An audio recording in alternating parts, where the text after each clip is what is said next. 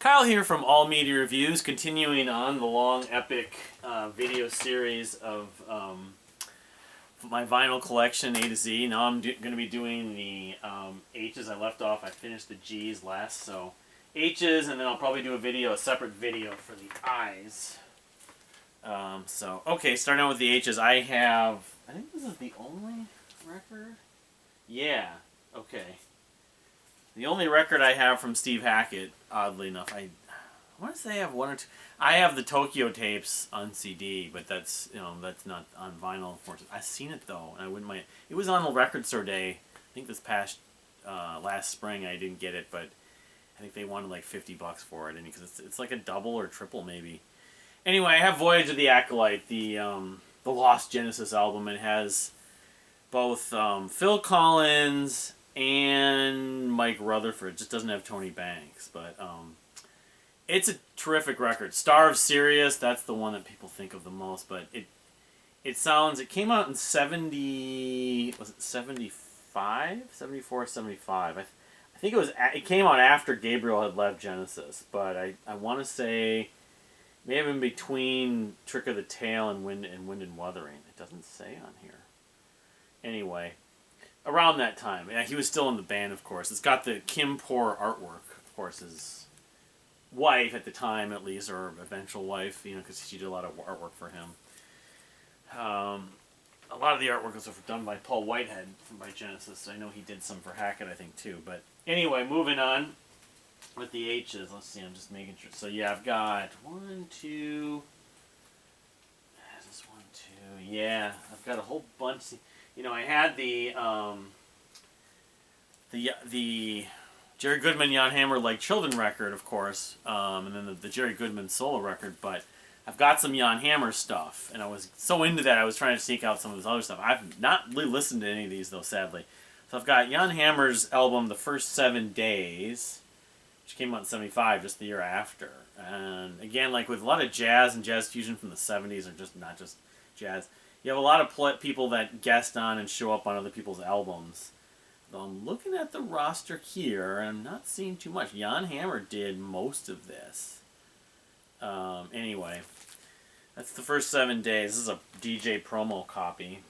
And then I have... Oh yeah, this is the one that I was really thought that it was really suggested. I know when they issued Like Children on CD... I want to say it was like for the first time in a long time or ever, like 20 years ago. This was one of the ones they issued also.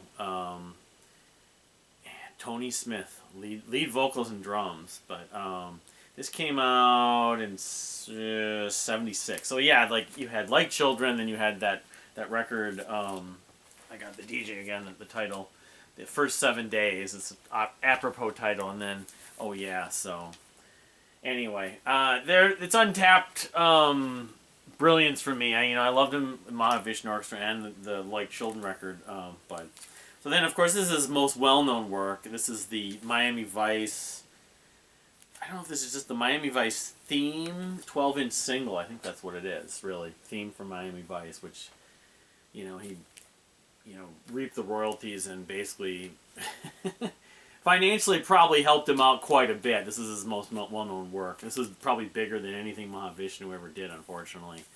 Or even John McLaughlin, for that matter. Anyway, so moving on now with the H's. Yeah, okay. So I just have 2 records from this band that doesn't have a large catalog anyway. So this is Happy the Man, U.S. prog rock band from the 70s. I think this is Crafty Hands? They're both, yeah. Oh, this is just the self-titled. The self-titled and then Better Late. So I don't have Crafty Hands. But that was 83 and this was 77. They were terrific at Nearfest back in the year 2000 when I saw them.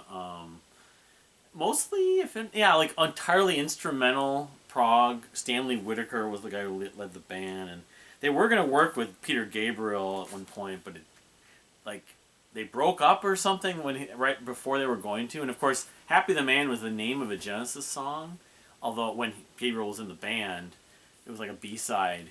I read somewhere that was like maybe it was Rail and NYC mentioned that that had like Happy the Man did not take their name from that. I don't remember, but anyway, they're good. If you like sort of jazzy instrumental prog rock from the '70s, like it's not over the top. It's like it almost has like a, I wouldn't call it yacht rock, but it has like a sort of soft rock sheen to it. It sounds somewhat, some of the production style, it's like Alan Parsons Project or would be another, some of the Toto stuff maybe a little bit in that element, but they don't use vocals really. It's just Kit Watkins, Frank Wyatt. They're just all really good players, and they, I guess you could compare them a little bit to Weather Report too, but it's not like over the top jazz. It's a little jazzy. I don't know. There's a lot of instrumental prog bands, especially from the '70s, and they all kind of have differences. They have their similarities and their differences, and Happy the Man is one of the best. And in fact, some people considered Happy the Man, in some ways, the best actually true prog rock band from the '70s, because there weren't really true American prog rock band. Because there were, Kansas, I guess, Styx, depending on how you want to, but actual band. There's Frank Zappa, they were prog, and as opposed to being just a rock or hard rock or classic rock or whatever. But anyway, from America, from the U.S. So, all right. So I just have two from this artist. A lot of her other stuff, though. This is Annie Haslam's. I have her Annie in Wonderland from, I think it was 70, around the time that Sherazade came out, or maybe a little bit after that, 76, 77. 77, yeah. This is terrific. I think this is this is on par in some ways with a lot of the Renaissance stuff, although stylistically it's not identical to Renaissance, but it's a concept album, the Alice in Wonderland sort of parody, and but her vocal performance is great. I love her. She's my favorite singer. So then I have her album, which came out, I want to say sometime in the early 80s. No, this is late 80s, 89. I don't think I've actually listened to this. This is self-titled, might be. Yeah, it has Larry Fast on it, who played with Peter Gabriel at one point. Mel Collins, with King Crimson alum. A bunch of other people, but I don't know, since it came out in 89, Renaissance they were trying to fit with the times like a lot of the bands from the 70s. This is late 80s. And her stuff post, the classic Renaissance period has always been kind of hit and miss. I have a classical standards that she did. I like that album, but so I don't know. I'll have to report back at some point when we get around to hearing this. As much as she is my favorite singer, I can really almost entirely attest that to the work with Renaissance and then like this record really. But anyway, and the cover she did of course Ripples from Genesis on the Magna Carta tribute CDs, and with Steve Howe, which is sort of a weird tribute to himself, Turn of the Century. So, all right, so yeah, this would be next. I only have one album from the band, the classic space rock band Hawkwind, Levitation. The one album with Ginger Baker from 1981? I don't know, 81 or 80 or maybe it's 79. Yeah, I'm trying to find the years on some of this. I should know these years by heart. If I was opening up, I'd find out.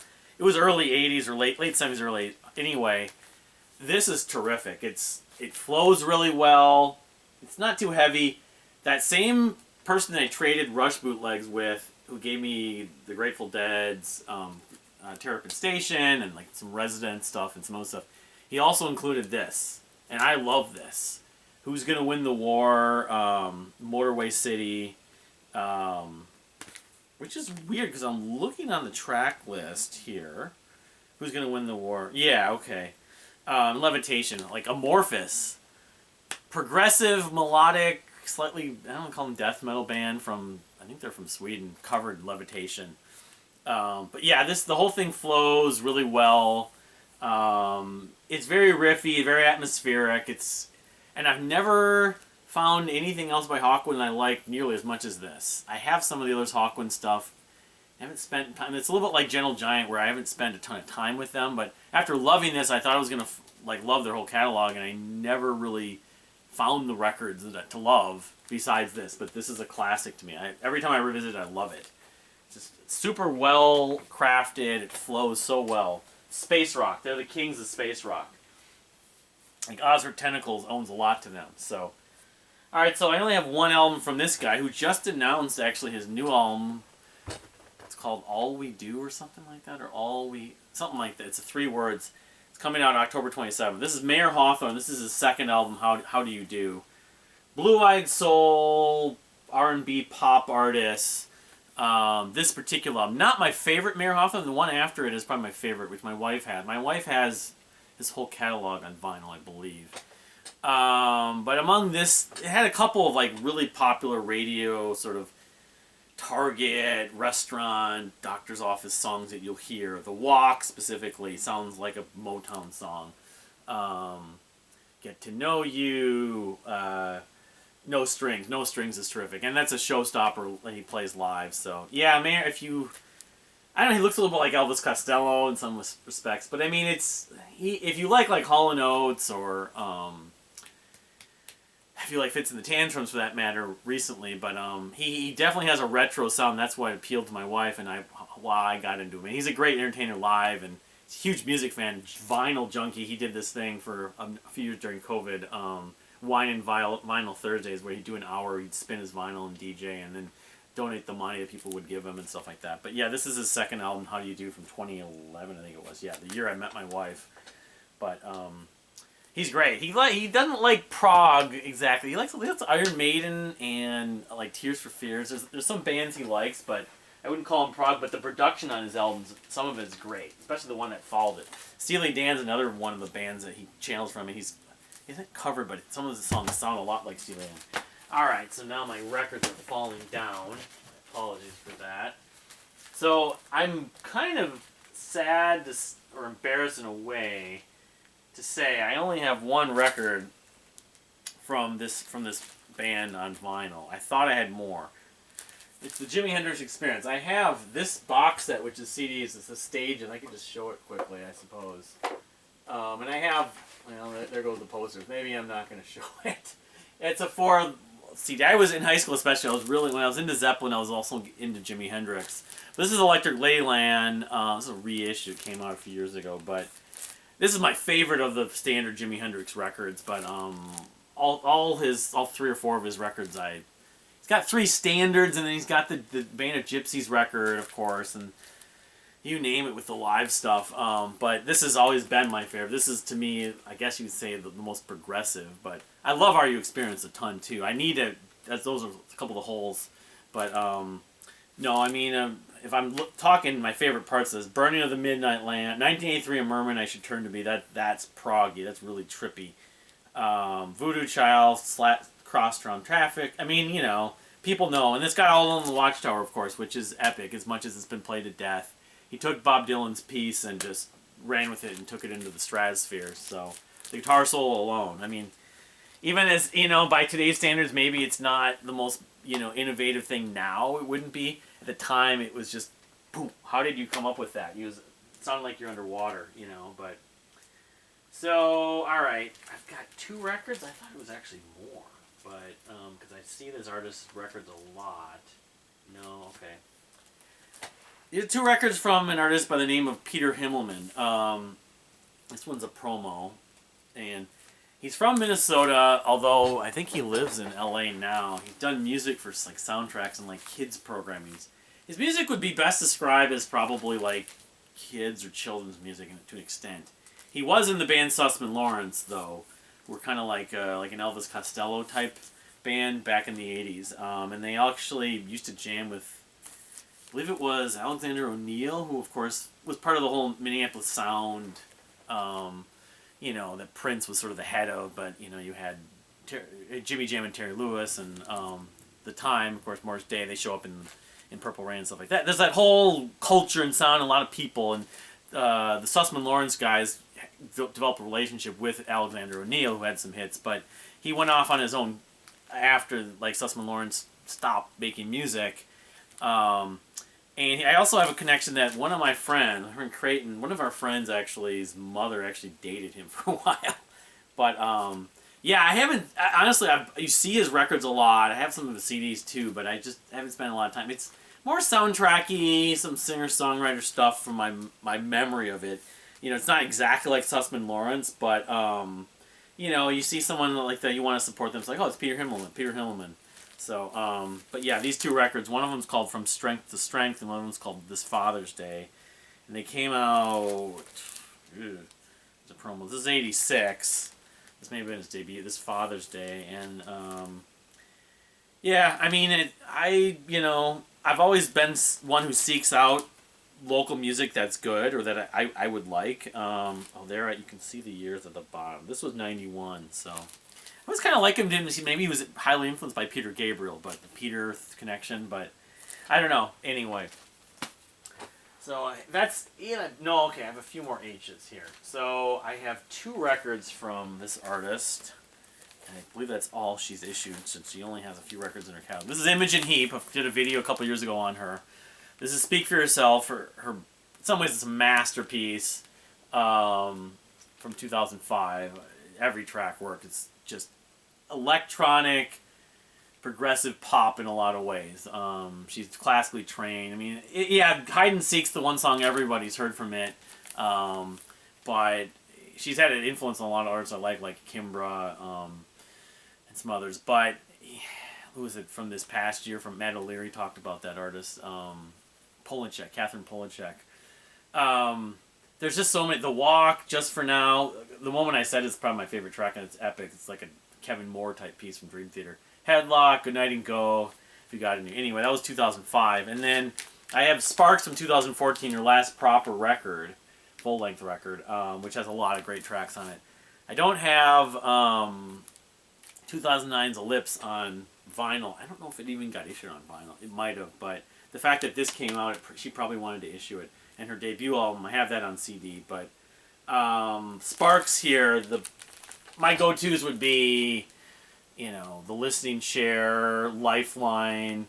I love this record because it's really experimental and it flows, and I like a lot of the different textures. She's very much about using different textures and sounds, but she's not into now putting out albums. She's putting out some songs. She has something coming, probably a new song, coming in November. But she's more about using technology and doing visuals, and you know, she's just taking a different approach to making music. She had at least 2, I think 1, maybe 2 kids in the last how many years? About 10 years, and she just had other things. She just did a reunion with Guy Sigsworth for Frou Frou, and they released a record sort of thing that's like B-sides or whatever. But which I didn't get. I wanted to get a record store day, but it was like $30, and I'm like, it was just an EP. So anyway, Imogen Heap. All right, and then closing out the H's. I only have a couple more here. Helloween, Keeper of the Seven Keys, Part 1. I don't have Part 2. I remember, I got this at Agartha Records. I've always liked Helloween, but never loved them. I mean, they're kind of the founders of power metal in some ways, little fast keyboards and everything like that. And they're definitive records. I have the 2 Keeper of the Seven Keys albums on CD, are those 2. So I found this and I decided to get it. I haven't listened to it a ton. It's got the track Halloween, but it's fun. It's fun. It doesn't take itself too seriously. It's fast, energetic music. You could work out to it probably. Michael Kiske and Kai Hansen. I mean, I'm not a huge fan of them, but I like them, and so it was cool to get this record on vinyl. I eventually like to get the second part, because those are sort of like the two trademark Helloween records. So I have an album from the band The Helios Sequence, Keep Your Eyes Ahead, which I wanted to really get more into this band. This came out in 2008. They opened for Minus the Bear. I thought they outstaged Minus the Bear. They also opened for, who was it?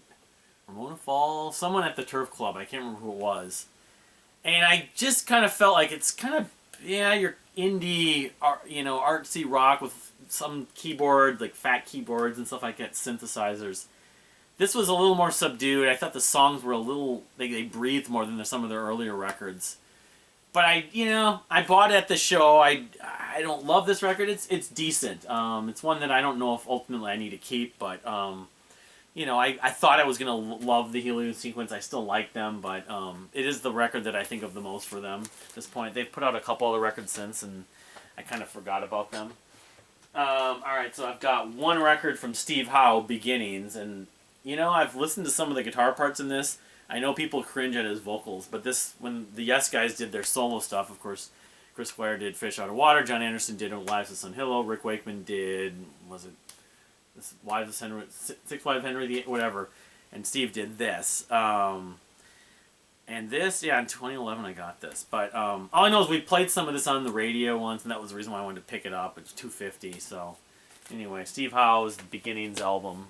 A lot of people think that's his worst record, just because his vocals are kind of cringy. So then I have the last of the H's. This is Human Radio. This their only album. It came out in 1990. It has the song Me and Elvis, which I heard on the radio, I believe. And this band got compared to, or Toy Matinee got compared to them. It came out the same exact year, which is weird. I like this album. I don't love it, but, you know, Me and Elvis, and then there's one other song in here that was kind of like, I don't know if it was NYC or I forget. But, yeah, I don't know what happened with the guys in this band. But, yeah, I mean, if you really like Toy Matinee, this is worth checking out. It's not that kind of progressive popper. You could just call it pop, late 80s, early 90s pop rock, you could say. It doesn't sound like grunge. It doesn't sound like the quote-unquote alternative stuff like REM or whatever. Or Jellyfish, I suppose. Human Radio is worth checking out if you've never heard them. So, anyway, that's it for the H's. I'll go on to the I's in a minute. Please subscribe if you haven't subscribed. Thank you for subscribing if you have recently. And we'll see you next time.